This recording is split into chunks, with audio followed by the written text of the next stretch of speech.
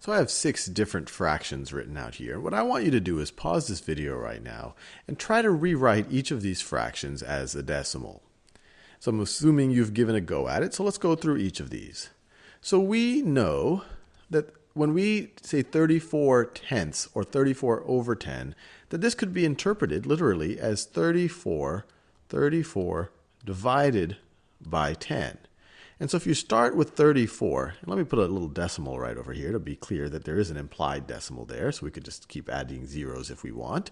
So when we divide by 10, we're going to move the decimal one space over to the left. And you should always do a reality check. If you forget, hey, do I move it over to the left or do I do it over to the right? You should do a reality check. Look, if I'm dividing by 10, should I get a smaller value or a larger value? Well, clearly if you're dividing it into 10 groups, you should get a smaller value. So when you take your decimal place to the left, you're going to get a smaller value. 34 is going to become 3.4. And that makes complete sense. If you were to multiply 3.4 by 10, you would move the decimal to the right, and you would get to 34. Let's think about this one. So this one right over here is 3.4. Now let's think about 7 tenths. So the exact same idea. This is equal to 7 divided by 10.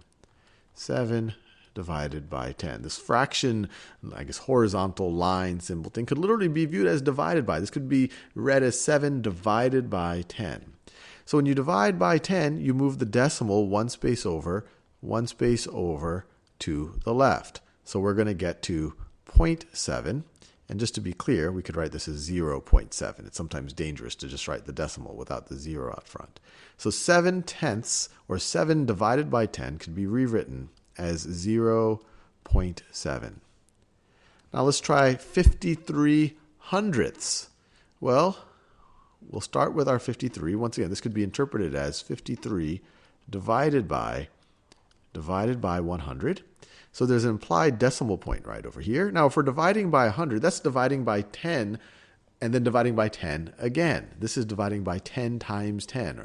So we're going to divide by 10, and then we're going to divide by 100. So the decimal is going to land right over there. So that's going to get us to 0.53. Now let's tackle 2 divided by 100. So let's just, this once again, this could be rewritten as 2 divided by 100. 2 hundredths is the same thing as 2 divided by 100. If we start with a 2, put our decimal point right there. So we're going to divide by 10, and we're going to do that twice. So we're going to divide by 10 once. That would be 2 tenths. That puts our decimal there. But we have to divide by 10 again. You might say, hey, look, there's nothing here. Well, you could just throw a 0 on here just so that you do have something there.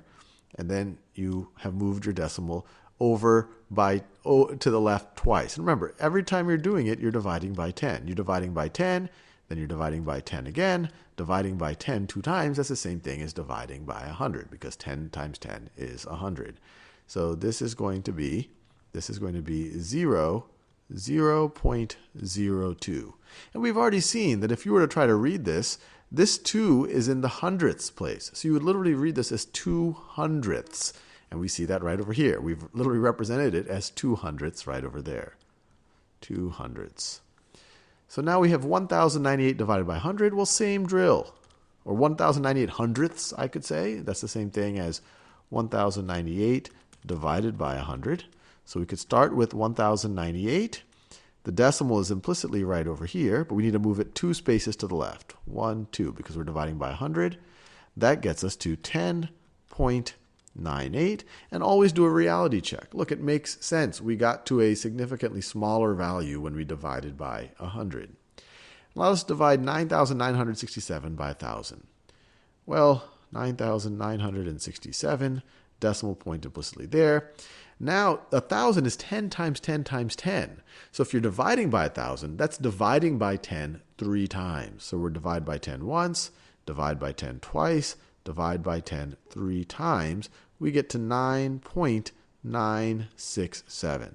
So another way of writing 9,967 thousandths is, well, that's just going to be 9.967. Or I could literally read it as 9 and 967 thousandths. And that also makes sense. I mean, you could break this up into 9,000 plus 967. And so 9,000 thousandths is going to be 9. And then you're going to be left with the 967 thousandths.